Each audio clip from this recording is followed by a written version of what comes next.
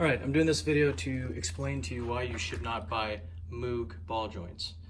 I have an 06 Ram 2500 diesel. It's a mega cab, 120,000 miles on it. My original ball joints went bad, so I decided to go cheap and get the Moogs instead of EMF, Carly, or XRF, or Dynatrack, or one of those ones because they were so expensive. So immediately when I put these things in, I towed, and these have about 3,000 miles on them.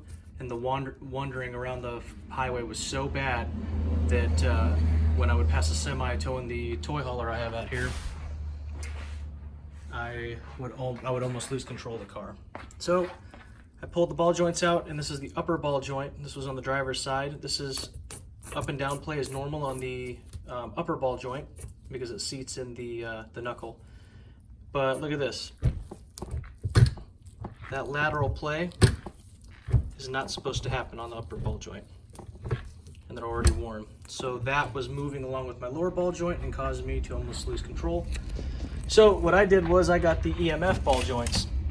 Now the EMFs are supposedly, if you know anything about Thurin, he does a lot of research on everything, and he recommends the EMF ball joints as the best ones to go. High quality, they're made in Canada. A lot of guys are running them now, and look how loose this pin is. That's how it's supposed to be. Oh, and I was also having return to center issues with that Moog ball joint too. So I installed the EMFs in the driver's side alone and took it for a test drive, and it is a night and day difference. I mean, it handles so well. There's the mess from the work earlier, but I'll crawl into the truck and show you. These are what the EMFs look like now.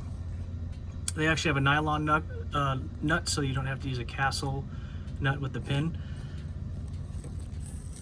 There's the upper. The install was really easy. I got the regular size ones, even though the Moogs were in there, and they still fit. So no more return to center issues, no more wandering, and I haven't even gotten to the passenger side yet. So I can only imagine that it'll drive even better. So I do not recommend Moog ball joints. They're extremely problematic. If you look at everywhere online, people talk about wandering and everything else, but they're definitely cheap, so you get what you pay for. The EMFs are about $550, so a lot cheaper than the Dynatrack and the Carly, and they are rebuildable. So you can rebuild them if they ever go bad, but according to EMF, since they've had these ball joints, they have only had to sell 2 rebuild kits. So I'm guessing that these will last a lifetime.